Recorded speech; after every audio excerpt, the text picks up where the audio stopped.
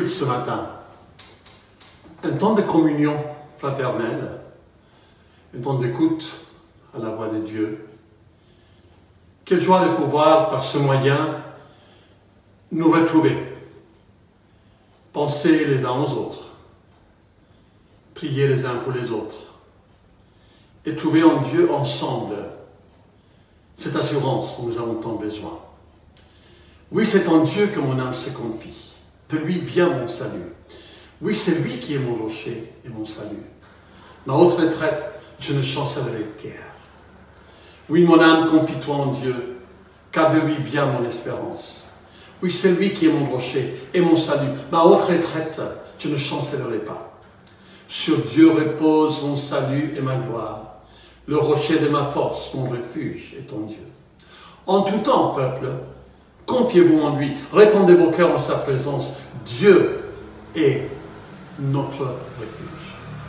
Pour que la présence du Seigneur puisse chaque jour se révéler à nos cœurs. Seigneur, nous te remercions ce matin pour ce privilège que tu nous donnes, de pouvoir être ensemble en prière, avec nos cœurs. Si nous voulons, Seigneur, vraiment t'honorer aujourd'hui. Que ce temps de louange avec Jean-Philippe soit un moment sur dans lequel tu te révèles encore et encore à nos vies, à nos cœurs. Qu'on puisse tous, Seigneur, participer là où nous sommes, à la maison. Si nous voulons honorer ton nom, te glorifier et t'exalter. Bénis ce temps aujourd'hui, au nom de Jésus. Et que chaque personne qui est à l'écoute puisse être, Seigneur, oh Dieu, interpellée de te connaître encore et encore. Amen. Bonjour Église. Alors on est très content de vous retrouver et ce que j'ai vraiment vécu cette semaine, c'est la puissance de Dieu dans ses miracles, dans tout ce qu'il a accompli dans nos vies. Même des fois, ça peut être insignifiant pour quelqu'un, mais pour nous, c'est vraiment un miracle qui change tout. Et je voulais remercier le Seigneur d'être si puissant dans nos vies, de nous accompagner dans tous nos déboires, dans toutes nos difficultés, d'être présent et que même nos petits malheurs, pour lui, ça compte. Et il se glorifie à nous montrer sa présence dans nos vies à chaque pas. À chaque fois que nous avons besoin de lui, il est là, il répond miraculeusement.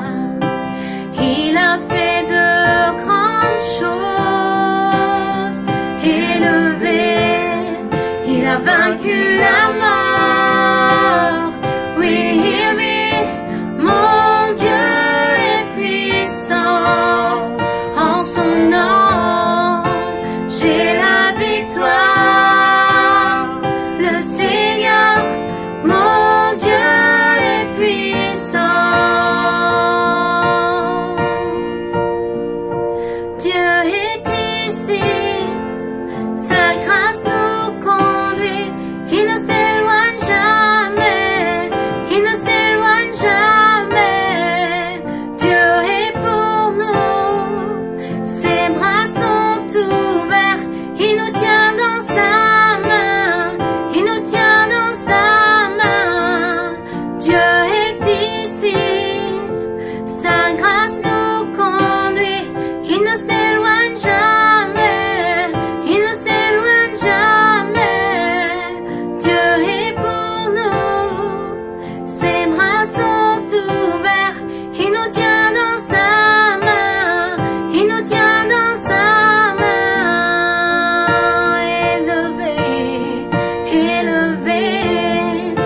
a vaincu la mort.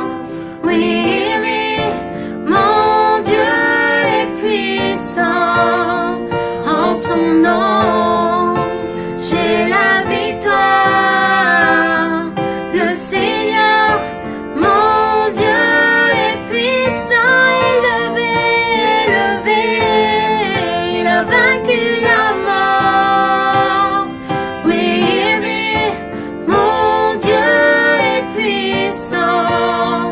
En son nom, j'ai la victoire. Le Seigneur, mon Dieu est puissant. Le Seigneur, mon Dieu est puissant. Le Seigneur, mon Dieu est puissant. Alléluia. Vous savez, dans les livres des fois, au début, il y a la situation initiale. Et bien ce chant, c'est la situation initiale. Notre Dieu, il est puissant. Et maintenant, comment nous allons vivre notre vie par rapport à cette situation initiale? Cette vérité qui est dans notre vie, elle doit prendre vraiment vie, elle doit être transformée par notre foi. Et elle doit engendrer la gloire de Dieu. À chaque pas qu'on marche, on doit voir la puissance de Dieu dans nos vies. Alors, réveillons nos âmes.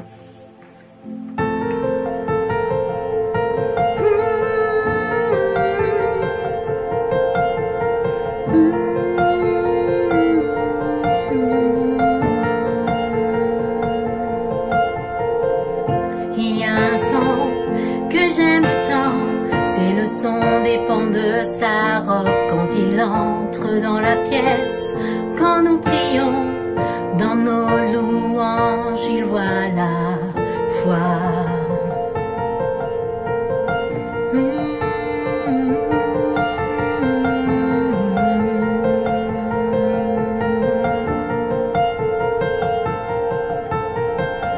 Il y a un son que j'aime tant, c'est le son des pans de sa robe quand il entre dans la pièce.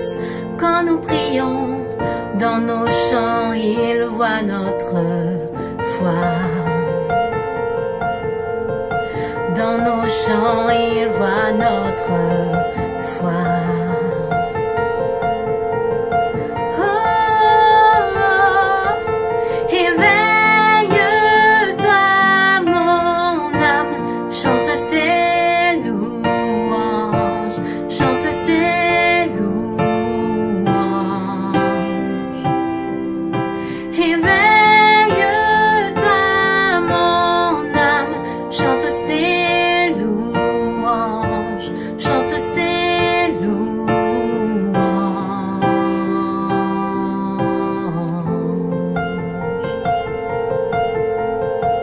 Chante ses louanges.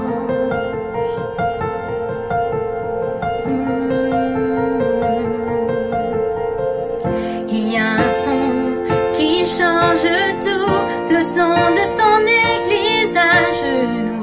Réveille-toi, ô toi qui dors, c'est l'heure de l'adorer. Éveille-toi, mon âme, chante ses louanges, chante ses louanges. Oh, éveille-toi, mon âme, chante ses louanges, chante ses louanges. Quand il agit, quand nous prions, où était un mur, se dresse un chemin, où ses promesses sont oui et amen. Quand il agit, il n'y a aucun doute, l'enfer vacille, tremble et redoute. Gloire au Seigneur, gloire à son nom. Oh, hey, oh, que le roi de gloire fasse son entrée. Hey, oh, peuple à genoux, viens l'adorer. Hey, oh, que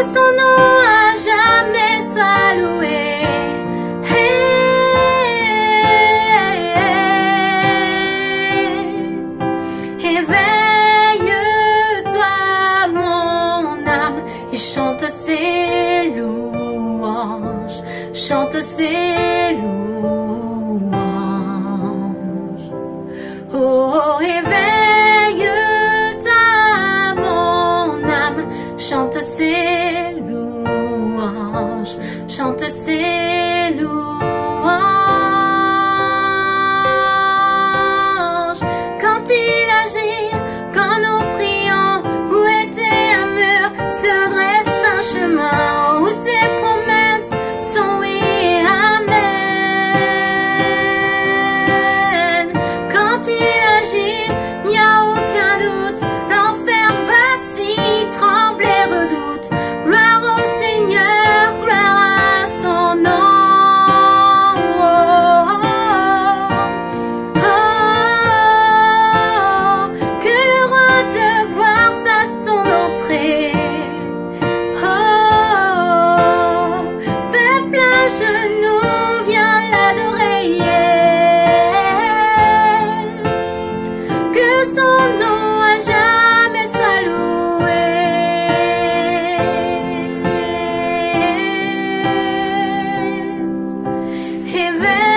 Éveille-toi, mon âme, chante ses louanges, chante ses louanges. Oh, éveille-toi, mon âme, chante ses louanges, chante ses louanges. Éveille-toi, éveille-toi, mon âme, chante ses louanges, chante ses louanges.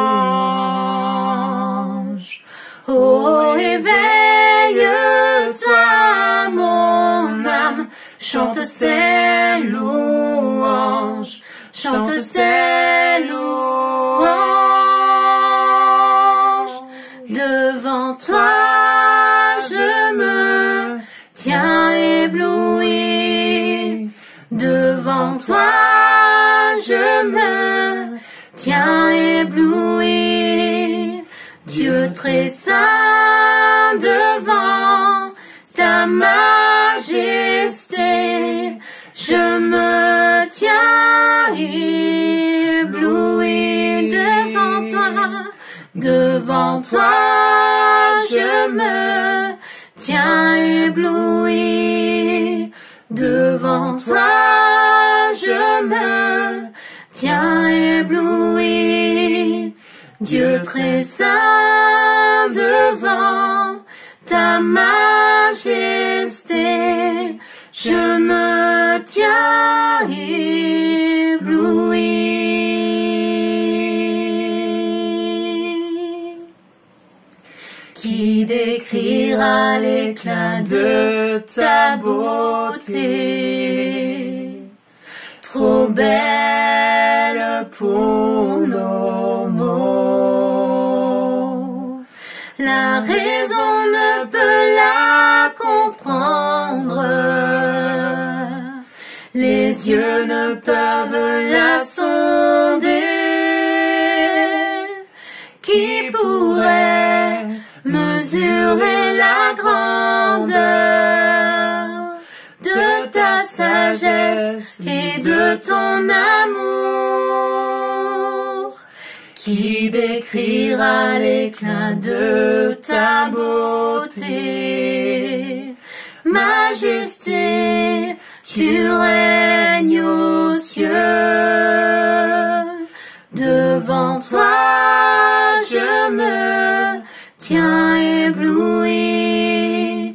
Devant toi, je me tiens ébloui. Dieu très saint, devant ta majesté,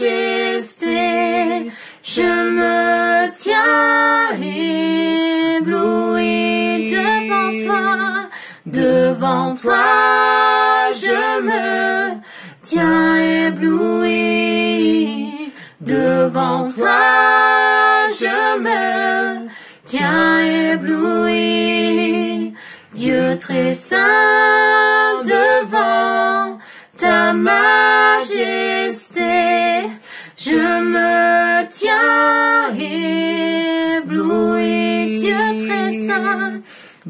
très saint devant ta majesté.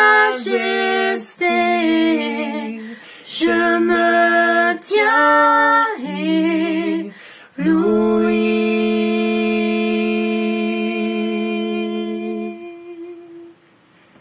Amen. Merci Seigneur, merci Dieu Tout-Puissant, merci Saint-Esprit. Oh, tu es le Dieu Tout-Puissant, tu es le Dieu très saint, tu es le Dieu créateur. Et tu as pensé à moi et tu as pensé à nous. Nous faisons partie de ton cœur depuis la fondation du monde. Nous voulons te louer, nous voulons t'adorer. Oh oui, tu es grand, oui, tu es puissant, oui, tu es beau. Nul n'est comparable à toi. Reçois la louange, reçois l'adoration. Merci pour cet amour qui défie toutes les lois de la gravité, toutes les lois physiques, toutes les lois sont défiées par cet amour qui est extravagant, qui est puissant, qui est renversant. Merci, merci Seigneur pour cet amour puissant. Alléluia.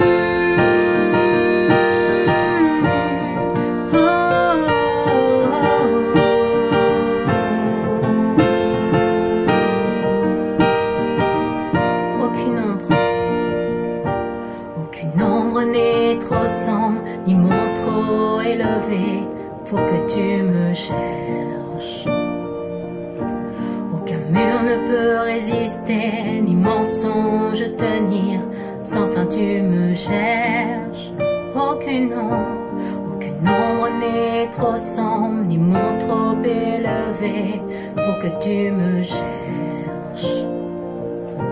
Aucun mur ne peut résister, ni mensonge tenir, sans fin tu me cherches. Aucune ombre n'est trop sombre, ni mon trop élevé pour que tu me cherches. Aucun mur ne peut résister, ni mensonge tenir, sans fin tu me cherches.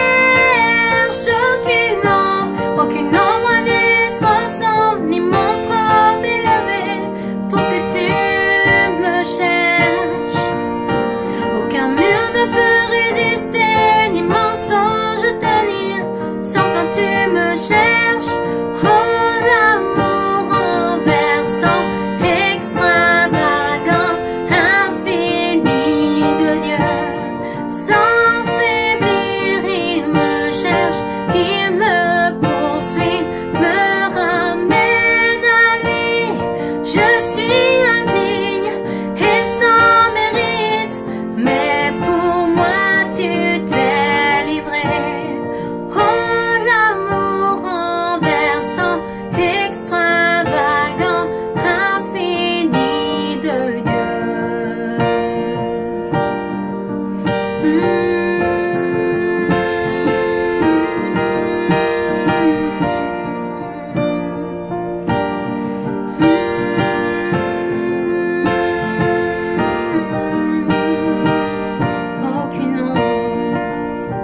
Aucune ombre n'est trop sombre, ni mon trop élevé pour que tu me cherches. Aucun mur ne peut résister, ni mensonge tenir, sans fin tu me cherches. Alléluia.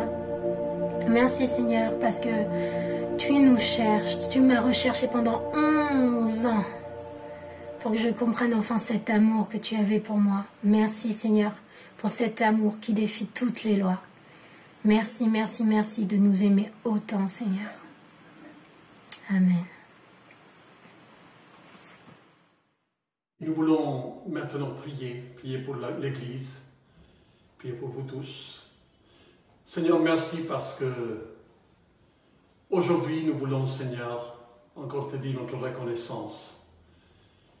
Même dans les épreuves, même dans les difficultés, nous pensons à ceux, Seigneur, au Dieu qui cherchent un travail. Pensons, Seigneur, à ceux qui passent par des moments difficiles financièrement. Te demandons, Seigneur, vraiment que tu continues à pourvoir, Seigneur, pour tes enfants. Nous te demandons aussi, Seigneur, que tu ouvres des portes là où il semble que les portes soient fermées. Viens, Seigneur, et montre-toi comme notre conseiller, comme celui, Seigneur, qui veille sur nous. Seigneur, nous voulons, Seigneur, être à l'écoute de ta parole, avec Michael, Seigneur, et qu'on puisse vraiment, Seigneur, recevoir de toi.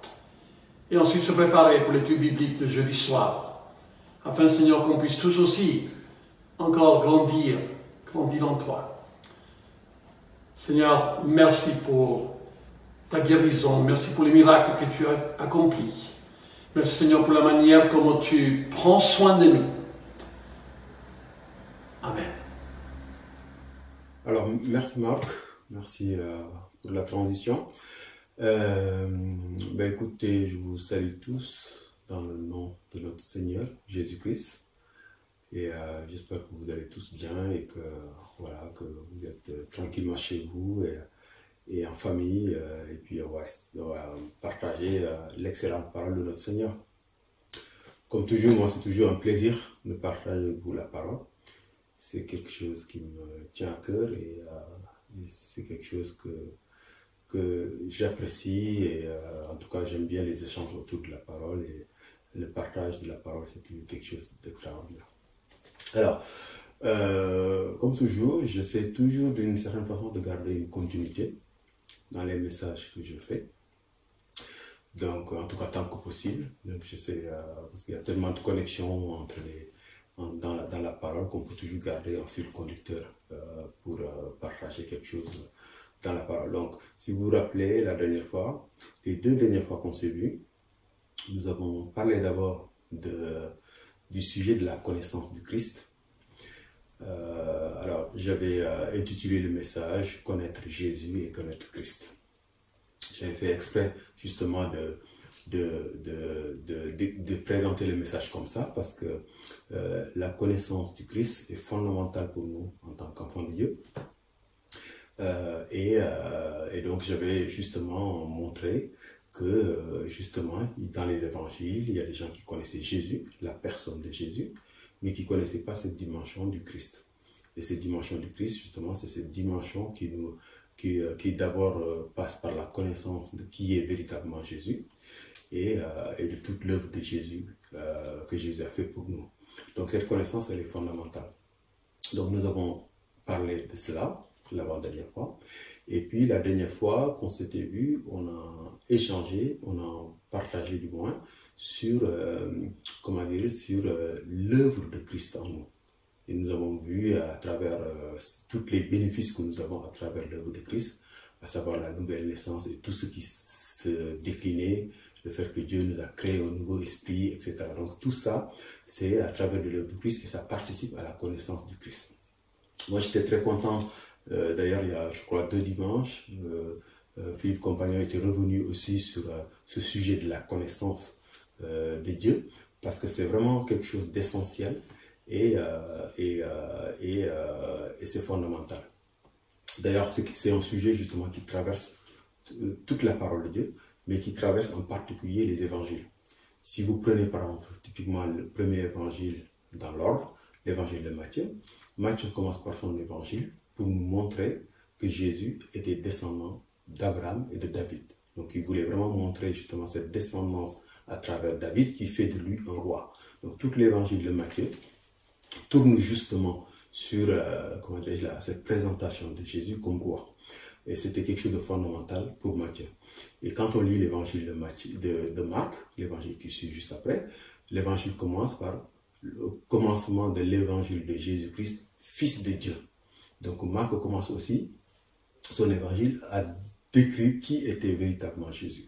Si on passe dans l'évangile de Luc, c'est pareil. L'évangile commence par nous exposer celui qui écrit en tout cas, qui a fait toute une enquête, tout un travail justement pour exposer à Théophile qui était vraiment Jésus. Si on passe à l'évangile de Jean, c'est encore plus marquant parce que l'évangile de Jean commence par ce fameux prologue célébrissime qu'on connaît tous. Au commencement était la parole était avec Dieu et la parole était Dieu. Et puis plus loin, il nous dit que la parole s'est faite chair. Et cette parole, c'est Jésus-Christ. Jean commence par nous dire qui est Jésus. Donc, c'est au cœur des évangiles. Et si je prends n'importe quel évangile, par exemple, si je prends l'évangile de Jean, tout l'évangile est traversé par cette question. Comme je disais tout à l'heure, le premier chapitre, le prologue de l'évangile de Jean, commence par nous dire qui était Jésus. Donc ça c'est à la fin du chapitre 1, on va voir en fait Jean-Baptiste qui entre en scène et qui nous dit « Voici l'agneau de Dieu qui ôte les péchés du monde ». Déjà, ne serait-ce que dans le premier chapitre, on a déjà 2 personnes qui témoignent de qui était Jésus. Jean lui-même qui écrit cet évangile pour nous dire que la parole s'est faite chair et que Jésus c'était la parole de Dieu, il était avec Dieu, il est Dieu. Jean qui nous fait ce témoignage que Jésus, c'est l'agneau de Dieu qui ôte les péchés du monde. Et le chapitre 1 termine d'ailleurs par justement cette présentation justement de Jésus à Nathanaël qui reconnaît en lui justement quelqu'un de très particulier. Alors si on passe au chapitre 2, on va retrouver aussi la même problématique. On se rappelle justement de cette discussion entre Jésus et sa mère. Et sa mère qui avait demandé à Jésus de faire ce fameux miracle dont on connaît le miracle de Cana. Et Jésus va dire à un moment donné, mais femme, qu'y a-t-il entre toi et moi? Mon heure n'est pas encore venue. Mais la maman de Jésus répond en disant, faites ce qu'il vous dira. Donc c'est-à-dire que la maman de Jésus connaissait tellement son fils, il savait justement ce qu'il était capable de faire. Et donc il dit justement aux personnes qui étaient là, faites ce qu'il vous dira. Et on connaît justement la suite de cet échange avec sa maman. C'est-à-dire le premier miracle que Jésus fait à Cana. Okay? Si on passe au chapitre 3, on a cette célébrissime discussion entre Jésus et Nicodème sur la question de la nouvelle naissance. Et cet échange entre Nicodème et Jésus commence justement par quand Nicodème est venu, il a dit, nous savons que tu es un docteur venu de Dieu. Nicodème commence par dire comment lui, il voit Jésus. Il dit, tu es un docteur venu de Dieu, car personne ne peut faire les miracles que tu fais si Dieu n'est pas avec lui.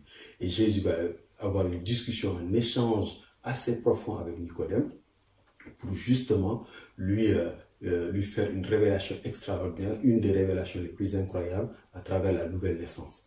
Donc, et Nicodème, justement, va sortir là assez perturbé par tout ce que Jésus a dit. Ça, c'est au niveau du chapitre 3. Quand on passe au chapitre 4, on connaît cette histoire entre Jésus et la femme samaritaine.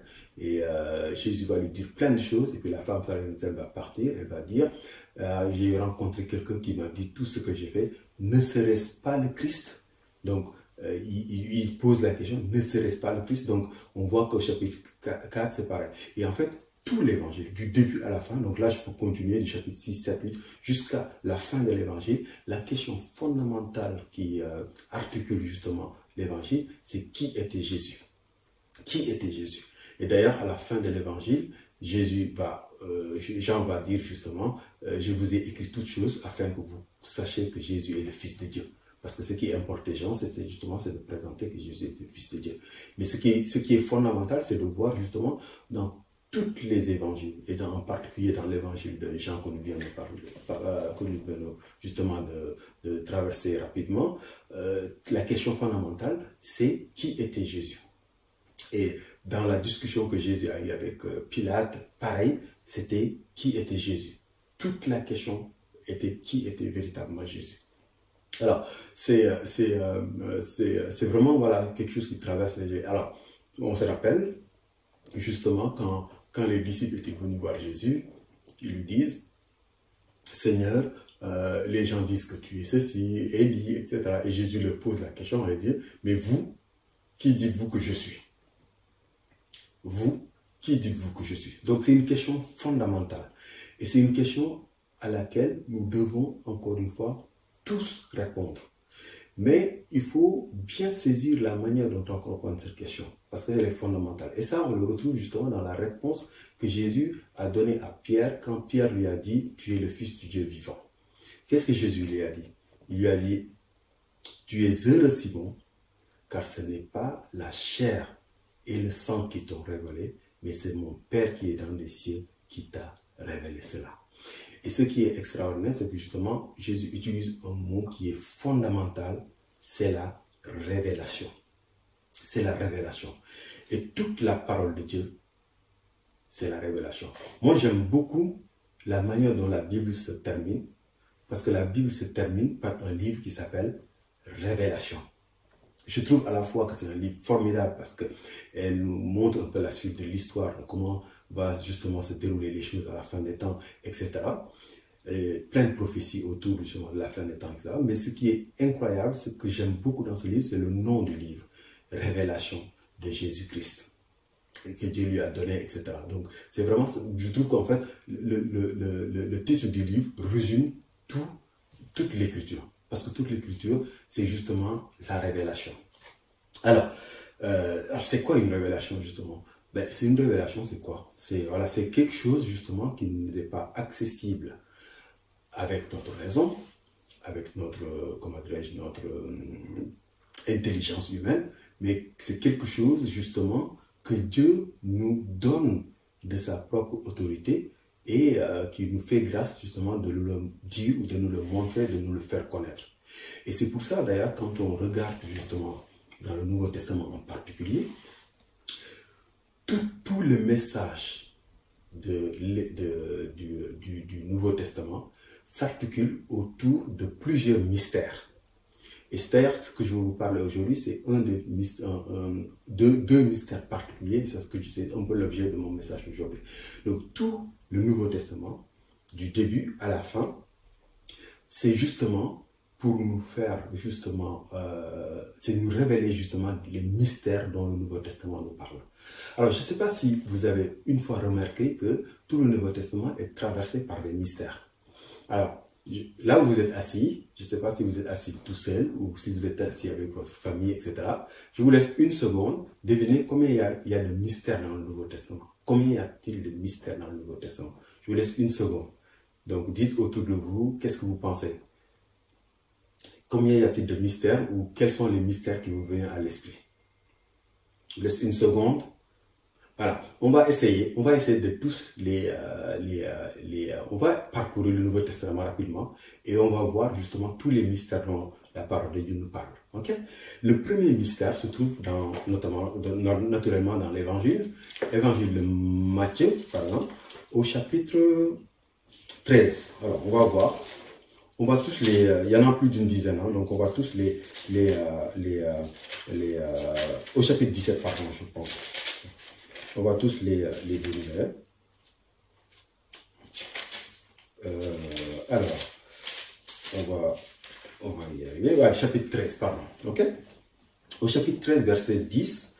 Alors, on va vraiment, il ne s'agit pas d'interpréter. Je vais lister, en fait, partout dans le Nouveau Testament où le mot mystère est utilisé en rapport avec quelque chose de particulier. Donc, il ne s'agit pas d'interpréter, on va vraiment prendre les choses à la lettre. Voilà. Si je lis au chapitre 13 de l'évangile de Matthieu, au verset 10, il est écrit: les disciples s'approchèrent et lui dirent: pourquoi leur parles-tu en parabole? Jésus leur répondit, parce qu'il vous a été donné de connaître les mystères du royaume des cieux. Premier mystère, mystère du royaume des cieux. Donc notez bien ça. Premier mystère, mystère du royaume des cieux. Le deuxième se retrouve dans Marc 4. Si on va dans Marc 4, alors il se trouve que c'est le même, mais on va quand même le lister parce que je veux le lister rapidement. Le deuxième, Marc 4, verset 11. Il leur dit: c'est à vous qu'a été donné le mystère du royaume de Dieu. Alors tout à l'heure, on avait lu mystère du royaume des cieux. Là, on lit mystère du royaume de Dieu, mais ça renvoie à la même réalité. Donc ça, c'est les deux mystères qu'on retrouve dans les évangiles. Mystère du royaume des cieux, mystère du royaume de Dieu, qui est en fait la même chose. Ok?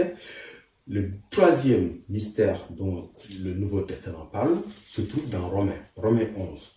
Et c'est ce qu'on appelle justement le mystère d'Israël. Alors, ce mystère d'Israël, dont Paul a véritablement parlé avec on va dire, avec quand même les larmes aux yeux. C'est vraiment touchant quand on lit Romains 9, 10, 11, où Paul expose justement ce mystère du royaume des cieux. Et il en parle avec tristesse au début du chapitre 9. Je vais le lire d'ailleurs parce que c'est très touchant. Parce que quand Paul il voit que justement c'est de ce peuple que Dieu a choisi depuis le début, qu'il a conduit vraiment depuis le début et qu'il a voulu justement les bénir tout le temps, ils n'ont pas accepté Jésus. Et Paul commence par justement ces chapitres 9, 10, 11, ces chapitres assez célèbres sur le mystère d'Israël. Il parle en disant: je dis la vérité en Christ, je ne mens point, ma connaissance m'en rend témoignage par le Saint-Esprit. J'éprouve une grande tristesse et j'ai dans le cœur un chagrin continuel, car je voudrais moi-même être anathème, séparé de Christ pour mes frères, mes parents selon la chair. Paul, en fait, voilà, il commence, c'est vraiment triste, quoi, il expose justement. Mais Paul va nous donner justement, va nous montrer quelque chose d'incompréhensible. Parce qu'il va nous dire, donc dans Romains 11, justement au verset 25, il va dire: car je ne veux pas, frères, que vous ignorez ce mystère, afin que vous ne vous regardez point comme sages. Une partie d'Israël est tombée dans l'endurcissement jusqu'à ce que la totalité des païens soit rentrée. Paul, en fait, explique justement dans ces chapitres-là que le mystère d'Israël consiste à le fait que Dieu a endurci les cœurs pour justement, pour nous qui ne sommes pas Israël, nous les païens, que nous puissions rentrer dans le plan de Dieu. C'est quelque chose qui est incompréhensible. Et c'est pour ça que c'est un mystère. Donc ça, c'est le troisième mystère dont Paul parle. Ok? Alors, le prochain qui est dans les trucs, c'est dans le Nouveau Testament, c'est dans 1 Corinthiens 2. 1 Corinthiens 2, si on va dans 1 Corinthiens 2, on va parler du mystère de la sagesse de Dieu. Tu vois, tout à l'heure, on parlait justement du fait que Dieu a endurci le peuple d'Israël pour que la totalité des païens puissent justement saisir ce message de l'évangile. C'est quelque chose qui nous est incompréhensible parce que ça rentre dans la sagesse de Dieu. Et la sagesse de Dieu, la sagesse humaine et l'intelligence humaine ne peut pas le comprendre. Donc, 1 Corinthiens 2, verset 7 nous dit, nous prêchons la sagesse de Dieu mystérieuse et cachée que Dieu, avant tous les siècles, avait prédestinée pour notre gloire. Donc là, on parle justement du mystère de la sagesse de Dieu. Quelque chose qui est extraordinaire. Alors, le prochain, c'est toujours dans 1 Corinthiens. C'est dans 1 Corinthiens 4, verset 1. 1 Corinthiens 4, verset 1. Si je lis, il nous parle justement du mystère de Dieu. Ok? On va y revenir tout à l'heure. Ainsi qu'on nous regarde comme des serviteurs de Christ et des dispensateurs des mystères de Dieu. Alors, ce qui est intéressant, c'est que dans 1 Corinthiens 4, verset 1, on nous parle du mystère de Dieu. On retrouve le terme mystère de Dieu dans Apocalypse 10. Dans Apocalypse 10, verset 5, on retrouve le même terme. Donc, je ne vais pas le lire pour aller vite, mais vous retrouvez justement ce terme mystère de Dieu dans Apocalypse 10, verset 5 à 7. Vous allez retrouver cette même expression. Après, le mystère suivant, c'est justement le 1 Corinthiens 15, 1 Corinthiens 15, verset 51, je crois. 1 Corinthiens 15, verset 51. Qu'est-ce qu'on va lire? 1 Corinthiens 15, verset 51. Alors là, on va parler justement du mystère de l'enlèvement et de la résurrection. Ok? Donc si je lis, on va lire au verset 51. Voici, je vous dis un mystère. Nous ne mourrons pas tous, mais tous nous serons changés. En un instant, en un clin d'œil, à la dernière trompette, la trompette sonnera et les morts ressusciteront. Donc ça, en fait, Dieu nous parle justement de ce mystère qui est le mystère de l'enlèvement et du mystère de la résurrection. Ok? Le prochain mystère dont la parole de Dieu parle, c'est dans Éphésiens. Donc Éphésiens 1, on va le voir. Et là, on va rentrer dans un mystère qui dit aussi Dieu. Éphésiens 1. On va y aller vite. Voilà. Donc ici, on va parler justement du mystère de la volonté de Dieu. Alors dans Éphésiens 1, verset 9, nous pouvons lire, il nous a fait connaître le mystère de sa volonté, selon le bienveillant dessein qu'il avait formé en lui-même. Donc là, Dieu nous parle ici du mystère de sa volonté. Mystère de sa volonté. Donc on a vu le mystère jusqu'ici on a vu le mystère du royaume du ciel, le mystère du royaume de Dieu, on a vu le mystère d'Israël, on a vu le mystère de la sagesse de Dieu, on a vu le mystère de l'enlèvement et de la résurrection. Là on est en train de voir le mystère de la volonté de Dieu. Ok? Donc Éphésiens parle d'ailleurs de deux autres mystères qu'on va lire, c'est au chapitre 3. Au chapitre 3, nous allons retrouver deux autres mystères qui sont très particuliers et très spécifiques au Christ. C'est le mystère de l'Église et le mystère de Christ. Ok? Donc si je lis, à cause de cela, moi Paul, le prisonnier de Christ, pour vous païens, si du moins vous avez appris comment je fais part de la grâce de Dieu qui m'a été confiée pour vous. C'est par révélation, donc le mot révélation revient ici. C'est par révélation que j'ai eu connaissance du mystère sur lequel je viens d'écrire en peu de mots. En les lisant, vous pouvez vous représenter l'intelligence que j'ai du mystère de Christ. Le mystère de Christ, ok? Il n'a pas été manifesté aux fils des hommes dans les autres générations, ok? Comme il a été révélé maintenant par l'Esprit aux saints apôtres et prophètes de Christ. Ce mystère, c'est que les païens sont co-héritiers, forment un même corps et participent à la même promesse en Jésus-Christ par l'évangile. Ok? Et plus loin, au verset 9, il est écrit, et de mettre en lumière le moyen de faire connaître le mystère caché de toute éternité en Dieu qui a créé toutes choses. Et ce mystère caché, c'est justement ce mystère de l'Église. Ok? Donc ça, si on lit dans Éphésiens 3, on retrouve justement ce mystère de l'Église. Okay? L'autre mystère dont Éphésiens parle, c'est le mystère justement comment dirais-je, de Ephésiens 5, c'est le mystère justement de Christ, de la relation entre Christ et l'Église. Ce mystère, donc Ephésiens 5, verset 32, ce mystère est grand. Et je dis cela par rapport à Christ et l'Église. Donc le mystère de la relation entre Christ et l'Église. Donc Ephésiens parle de trois mystères. Du mystère de la volonté de Dieu, du mystère de Christ, du mystère de Christ et de l'Église, et du mystère de l'Église. Donc vous avez quatre mystères dont Ephésiens parle. Ok? Alors, Ephésiens 6 parle d'un autre mystère qui est le mystère de l'Évangile. Donc Ephésiens 6, verset 19, vous allez voir, priez pour moi afin qu'il me soit donné, quand j'ouvre la bouche, de faire connaître hardiment et librement le mystère de l'Évangile. Mystère de l'Évangile. Après le prochain mystère, on le retrouve dans Thessaloniciens, dans 2 Thessaloniciens 2. 2 Thessaloniciens 2, qui est quoi? Qui est le fameux mystère de l'iniquité. Okay? Dans 2 Thessaloniciens 2, on retrouve ce terme, car le mystère de l'iniquité agit maintenant. Il faut seulement que celui qui le retient ait encore disparu. Donc le mystère de l'iniquité. Ensuite, à Timothée, dans Timothée 3, 1 Timothée 3, verset 9, je crois, 1 Timothée 3, verset 9, vous allez retrouver ce qu'on appelle le mystère de la foi.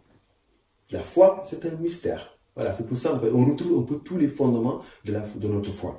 Le mystère de la foi. Alors, 1 Timothée chapitre 3, verset 9, conservant le mystère de la foi dans une conscience pure. Donc là, on parle du mystère de la foi. Ensuite vient l'avant-dernier mystère qui est en fait le mystère de la piété. Et c'est sans contredit, le mystère de la piété est grand. Donc la piété, c'est un mystère. Le mystère là. Et le dernier mystère dont la Bible parle dans le Nouveau Testament, c'est dans Apocalypse 17, qui est le mystère justement de Babylone, le mystère justement de la femme et le mystère de Babylone la Grande. Vous vous rappelez de ce passage de Apocalypse 17, on va le lire. Voilà. Au verset 5, Apocalypse 17, verset 5, sur ce front était écrit un mystère. Babylone la Grande, la mère des prostituées et des abominations de la terre. Okay? Quand on lit les chapitres, on voit que ce terme revient tout le temps. Donc, on voit ici que tout le Nouveau Testament est traversé par des mystères. Et ces mystères, on ne peut pas justement y accéder par notre intelligence ou par notre sagesse humaine. La seule manière d'y accéder justement, c'est par révélation. Et parmi les mystères que je viens de citer, donc il y en a une douzaine, plus d'une douzaine, je crois qu'il y en a 13 que j'ai cités. Parmi ces mystères que je viens de citer, il y a un mystère qui est la clé de tous les mystères.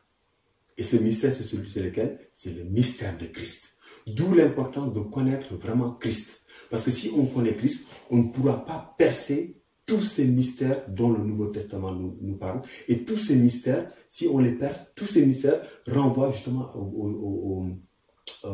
aux bases de notre foi. Et c'est hyper important de les saisir pour vraiment avoir justement une vie vraiment qui est conforme avec la parole de Dieu. Donc ce mystère, c'est le mystère de Christ. Comment on le sait d'ailleurs? Parce qu'il ne faut pas dire que le mystère de Christ c'est la clé. Il faut le justifier par l'écriture.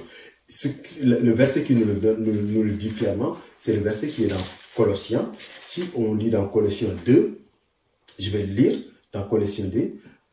Je veux en effet que vous sachiez combien est grand le combat que je soutiens pour vous et pour ceux qui sont à Laodicée et pour tous ceux qui n'ont pas vu mon visage, afin qu'ils aient le cœur rempli de consolation, qu'ils soient unis dans l'amour et enrichis d'une pleine intelligence pour connaître le mystère de Dieu, savoir Christ, mystère dans lequel sont cachés tous les trésors de la sagesse et de la connaissance. Mystère Christ, le mystère de Dieu, savoir Christ. Le mystère de Dieu, savoir Christ, qui est la clé de tous les autres mystères. Alors, si on ne connaît pas Christ, on ne pourra pas justement saisir ce qu'il y a dans ces mystères-là. Et le mystère de Christ, c'est justement la clé qui permet d'ouvrir tous ces mystères. Ok? Donc, alors, je ne vais pas développer parce que je vais peut-être attendre à la réunion de prière pour qu'on puisse rentrer dans les détails, mais c'est vraiment la clé de tous ces mystères pour pouvoir vraiment saisir justement les réalités dont nous parle justement le Nouveau Testament par ses révélations. Ok? Alors, c'est pour ça que c'est important de connaître le Christ. Alors, il y a beaucoup de points de vue sur le Christ. Et c'est là où justement, je veux justement finir mon message sur les deux mystères pour moi qui sont à la base de toute la foi chrétienne, entre guillemets, le mystère de Christ et le mystère de la nature de Dieu. Donc, parce qu'ils sont liés en fait. Donc, je viens de montrer en tout cas que le mystère de Christ, c'est la clé de tous les autres mystères. Ok? Et donc, c'est important de savoir véritablement qui est Christ. Il ne s'agit pas de le savoir intellectuellement en disant que par exemple, Jésus c'est le Fils de Dieu. Il s'agit non seulement de le réaliser, mais que ce soit quelque chose qui est dans notre vécu, dans ce qu'on vit tous les jours par expérience. Alors, comment, parce que finalement, il y a beaucoup de points de vue sur Jésus. Il y en a qui pensent que Jésus, c'est un hérétique. Et c'est pour ça que Dieu l'a frappé à la croix. Et voilà, il est mort, point final. Donc ça, c'est un point de vue, il y en a qui le pensent. Okay? C'est un peu les Juifs de l'époque, ce qu'ils pensaient. Voilà. Okay? Il y en a qui pensent que Jésus, c'est un sage. Okay? Beaucoup, par exemple, qui ne croient pas en lui, reconnaissent en lui que c'est un sage, qu'il a tenu un message d'une profondeur abyssale et qui mérite d'être enseigné. C'est un sage, point. Ça, c'est un autre point de vue. Il y en a qui pensent que Jésus, c'est un prophète. Donc ça, on le retrouve par exemple chez les musulmans. Jésus est un prophète, point final, mais il n'est pas le Fils de Dieu, c'est un prophète. Okay. Il y en a qui pensent que Jésus, c'est un ange. Alors, ange ou pas, mais en tout cas, c'est pas un être humain et s'il n'est pas Dieu. Donc, toutes les cas de figure que je viens de dénoncer, c'est des gens qui pensent que Jésus est une création. Parce que parce qu'en fait, ils voient soit Jésus homme, soit Jésus ange, mais ça reste quand même une création. Ok. Mais le message de l'évangile, c'est de nous révéler que Jésus est Dieu. Et c'est là où on touche véritablement l'autre mystère, qui est le mystère de la nature de Dieu. Parce que si Jésus est Dieu, et que Jésus nous montre justement qu'il n'est pas le Père, on rentre justement dans ce sujet qui est ce qu'on appelle la triunité de Dieu, qui est un sujet sur lequel justement beaucoup débattent jusqu'à présent. Depuis le 3e siècle jusqu'à maintenant, c'est un sujet qui est toujours débattu. Ok? Alors, ça va être difficile parce qu'on n'a pas beaucoup de temps pour aborder tout le sujet parce que sinon nous allons déborder dans le cadre de ce message. Donc on aura l'occasion peut-être à la réunion d'études bibliques de revenir sur ce sujet. Mais si vous regardez bien, tous ceux qui sont contre le christianisme, ils attaquent deux points. La personne de Jésus, en l'occurrence la divinité de Jésus, et ceux qui sont même à l'intérieur du christianisme, il y en a qui attaquent la triunité de Dieu. Ok? Alors, je veux justement, comment dirais-je, expliquer un peu. Je ne vais pas répondre à toutes les oppositions qu'on peut avoir. Je vais juste me placer dans le cadre du monde chrétien. Parce que dans le cadre du monde chrétien, il y a quand même des différences. Ok?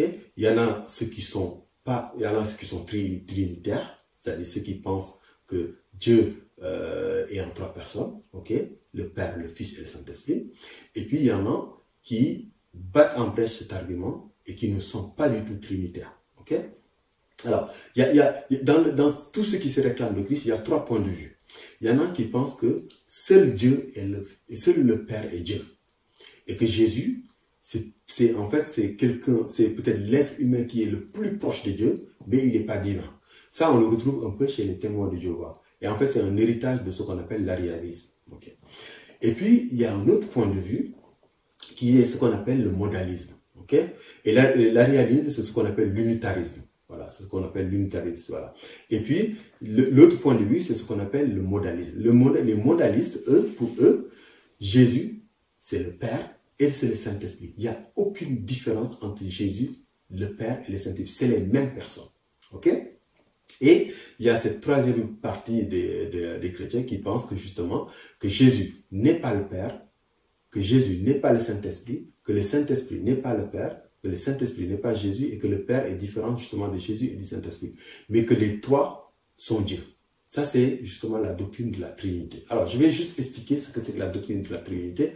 Et après, on va terminer par ça et on essaiera de partager justement à la réunion de prière ce sujet-là un peu plus en détail. Je vais peut-être même essayer de parcourir toute l'écriture pour vous montrer que ce mystère de la Trinité, ce mystère de la nature de Dieu, c'est quelque chose qui est ancré dans l'Écriture.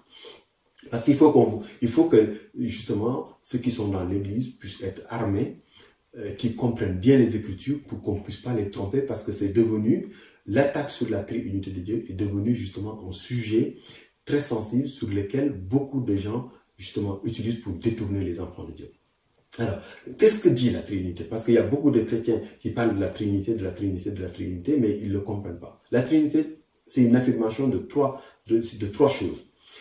Premier point, c'est qu'il dit que Dieu existe éternellement en trois personnes. Le Père, le Fils et le Saint-Esprit. Dieu existe éternellement en trois personnes. Le Père, le Fils et le Saint-Esprit. Deuxième assertion, deuxième point, c'est de dire que ces trois personnes sont pleinement Dieu. C'est-à-dire, le Père est Dieu, le Fils est Dieu et le Saint-Esprit est Dieu. Deuxième point. Et troisième point, c'est qu'il y a un seul Dieu. Alors, comment on comprend ça? Parce que c'est important de le comprendre. Dieu existe en trois personnes, éternellement en trois personnes. Alors, il faut bien comprendre ce qu'on dit. On n'a pas dit qu'il y a trois dieux et un seul Dieu. Parce que trois dieux ne peuvent pas donner un seul Dieu. Ça, c'est absurde. On a dit trois personnes, un seul Dieu. Okay? Dieu existe en trois personnes. Et les trois personnes sont différentes. Okay? Quand on dit que le Père est Dieu, le Fils est Dieu, le Saint-Esprit est Dieu, on ne dit pas, il faut bien comprendre ce qu'on dit, on ne dit pas que le Père est un Dieu, le Fils est un Dieu et le Saint-Esprit est un Dieu. Parce que si vous dites ça, si vous dites que le Père est un Dieu, le Fils est un Dieu, le Saint-Esprit est un Dieu, là vous prêchez du trithéiste. Trois dieux. Et le christianisme, la doctrine de la Trinité ne dit pas ça. La doctrine de la Trinité dit qu'il y a un seul Dieu. La doctrine de la Trinité dit le Père est Dieu, le Fils est Dieu, le Saint-Esprit est Dieu. C'est-à-dire le Père est le Dieu, le Fils est le Dieu, le Saint-Esprit est le Dieu. Parce qu'il y a une seule nature divine. Alors, pour comprendre cela, c'est qu'il faut faire la différence entre nature et personne. Si vous ne comprenez pas la différence entre nature et personne, vous allez vous tromper. Vous qui me regardez, vous et moi, nous sommes de la nature humaine. Nous partageons la nature humaine, mais nous sommes deux personnes différentes. Et ce que dit la Trinité, c'est que nature et personne, c'est pas la même chose. Qu'est-ce que c'est que la nature? La nature, en fait, c'est l'ensemble des caractéristiques qui décrit de façon exhaustive un être. Ok? C'est ça la définition de la nature. L'ensemble des caractéristiques qui décrit de façon exhaustive un être. Ok? Et ça répond à la question, qu'est-il? Ok? Alors, une personne, c'est celui qui porte les caractéristiques de la nature.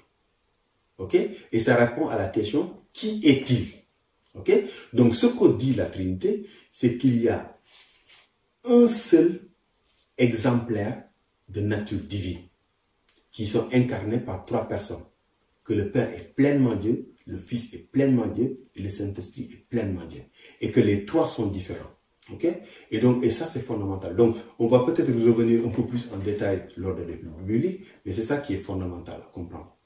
Alors, et ça, pourquoi c'est important? Pourquoi c'est important de comprendre ça? Parce que, par exemple, si on prend, parce que la doctrine de la Trinité, c'est une doctrine fondamentale. Si on la nie, on nie plein de choses. La parole de Dieu nous dit que Dieu est amour. Juste pour donner un exemple, et puis après on va s'arrêter là, et après on va rentrer dans le détail lors de l'étude biblique. La parole de Dieu nous dit que Dieu est amour. Ok. Si Dieu n'était pas relation en trois personnes, ok, ça veut dire que il a fallu qu'il fait la création, qu'il nous crée, nous en tant qu'humains et les anges, pour expérimenter l'amour. Alors que nous savons que Dieu a toujours été éternellement amour. Mais pourquoi il a toujours été éternellement amour? Parce que Dieu est relation entre ces trois personnes.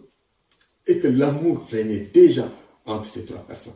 Et c'est en cela que Dieu a toujours été éternellement amour. Et que donc, on n'est pas dans une situation où en fait, Dieu est obligé de créer pour découvrir l'amour. Parce que du coup, ça veut dire que grosso modo, que Dieu est dépendant de nous. Alors que Dieu est un être qui est indépendant de nous. Il est suffisant. Il est autosuffisant. Donc, il est amour. Donc, ça, c'est juste un seul exemple. Alors, on pourra, justement, durant l'étude biblique, donner d'autres exemples qui nous montrent à quel point c'est important qu'il y ait justement cette relation entre les trois personnes de la divinité pour que justement les éléments et les éléments les plus fondamentaux de notre foi, à savoir Dieu et amour, etc., puissent justement tenir. Sinon, en fait, si on nie la Trinité, ben voilà, en fait, on va nier un certain nombre de choses automatiquement, sans s'en rendre compte, et ça va nous faire tomber dans une vision un peu hérétique justement de la foi. Donc voilà. Donc c'est ça que je voulais vous partager aujourd'hui. Je voulais vraiment vous sensibiliser sur la question de la connaissance du Christ et la question de la connaissance du Christ qui est la clé pour découvrir tous les autres mystères, dont l'un des mystères les plus fondamentaux de la foi chrétienne, qui est le mystère de la nature de Dieu, le mystère de Dieu. Donc voilà. Et donc voilà, donc c'est des points qui sont un peu peut-être complexes d'une certaine façon, mais encore une fois, c'est des choses qu'on ne peut comprendre que par révélation. On ne peut pas le comprendre par révélation. Et d'ailleurs, ce que Paul dit, c'est ce que Paul dit, personne ne peut dire que Jésus-Christ est Seigneur si ce n'est pas l'Esprit. On ne peut pas dire que Jésus est Dieu si ce n'est pas l'Esprit de Dieu qui nous a pas révélé cela. Et que tout passe par la révélation. Donc voilà, donc j'ai essayé un peu de vous exposer les mystères qui sont dans la parole de Dieu. Et j'ai voulu, d'une certaine façon, attirer votre attention sur l'importance de bien connaître le Christ et l'importance de savoir que la connaissance du Christ est la clé de tous les mystères dont parle la parole de Dieu. Et que c'est fondamental pour saisir les réalités dont nous parle la parole de Dieu. Voilà, je voulais vous partager ça. C'est dommage, on n'a pas beaucoup de temps souvent pour détailler un peu plus. Mais j'espère que lors de l'étude biblique, on pourra rentrer plus en détail et qu'on pourra vraiment comprendre ces points qui sont fondamentaux pour notre foi. Que le Seigneur vous bénisse, que le Seigneur vous inspire, que le Seigneur continue à vous donner cet amour pour la parole. C'est fondamental, l'amour pour la parole. Il faut que vous ayez votre propre expérience de la parole de Dieu. Et comme je vous ai dit, c'est une question de révélation. Ce n'est pas une question de connaissance. Ce n'est pas une question d'avoir des diplômes, c'est une question de révélation. Et le Seigneur, il peut se révéler à qui il veut. Et je peux vous assurer que si vous avez cet amour pour la parole de Dieu, le Seigneur va vous révéler des choses extraordinaires. Et ce sont des mystères. Pourquoi ce sont des mystères? Parce que jusqu'à la fin des temps, on va découvrir de nouvelles choses sur chaque mystère.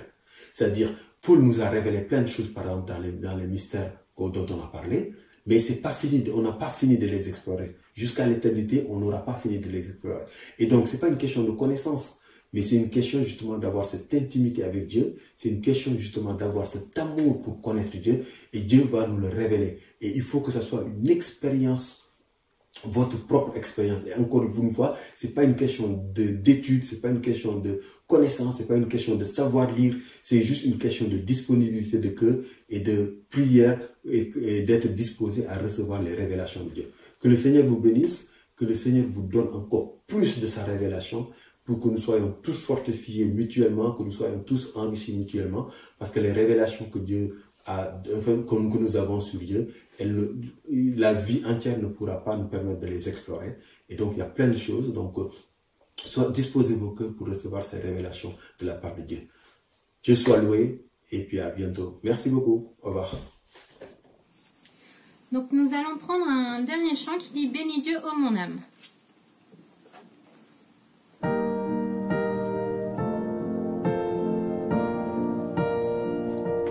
Bénis Dieu, ô mon âme, ô mon âme, rends gloire à son saint nom.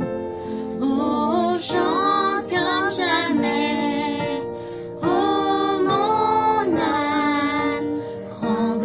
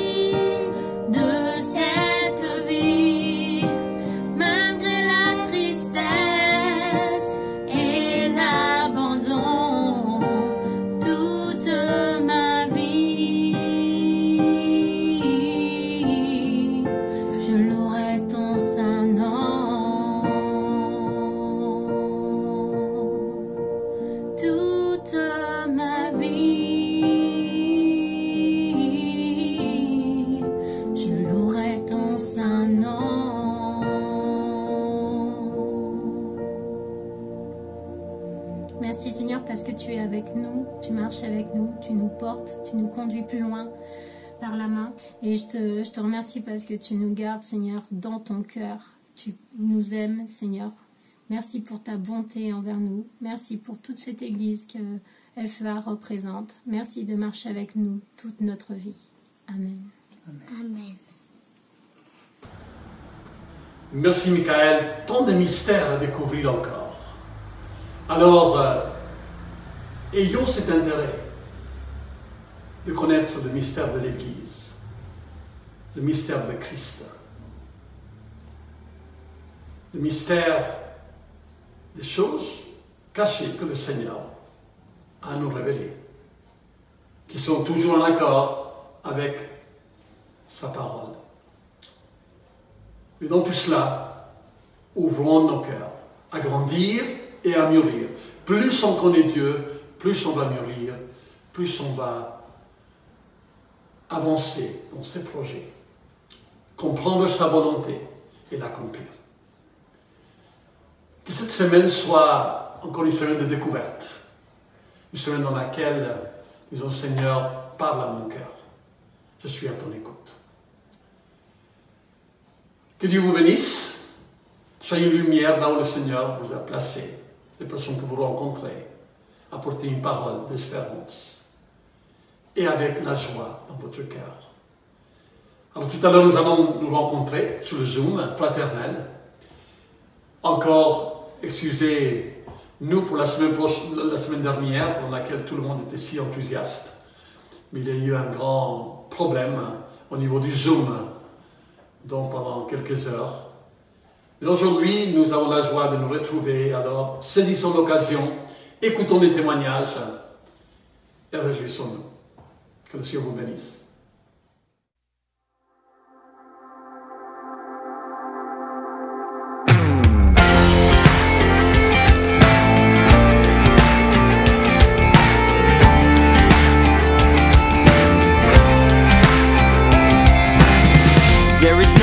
I could ever understand, and no one has nor will fully comprehend. Your word says that you've got the ocean in your hand, and that's a pretty big hand if you ask me. Big enough to hold all of us still, and close enough to know all our individual plans. So in my attempts to become a better man, I think I will just follow you closely. Cause I can't do this on my own, but I am not alone.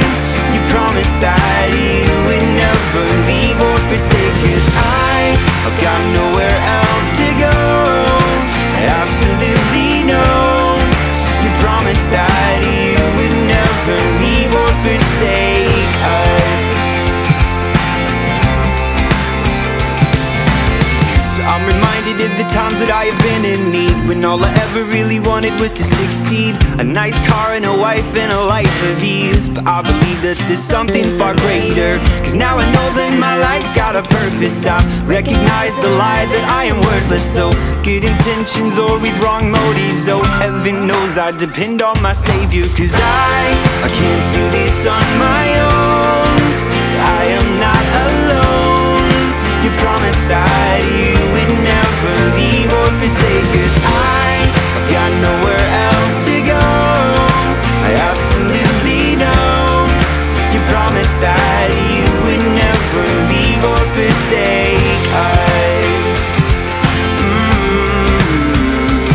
If someone died and you're grieving, you're giving or you're receiving. If you're alive and you're breathing, then He is worthy of singing. This is a giving or taking, so please don't get me mistaken. This is about a relation to the God of creation. I said that I wanna tell you that He knows your name. He made all the stars and knows them the same. So when you start thinking about the things you wanna change, just keep in mind this one thing: we can't do this on our own, but we are not alone. He promised that He would never leave or forsake us. We've got nowhere else to go, I absolutely know. You promised that